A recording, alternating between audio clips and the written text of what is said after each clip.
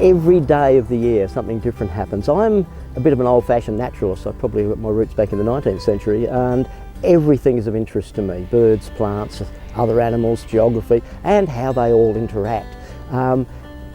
It changes day by day, season by season. It's a constantly shifting kaleidoscope of life, things breeding and flowering and moving in and moving out, and every day you come up here is a new day.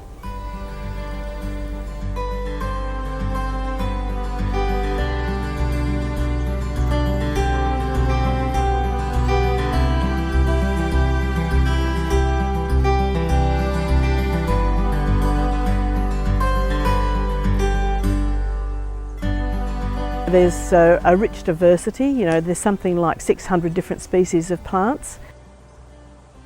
Some of them are very rare, and there are some which are endemic just to Black Mountain.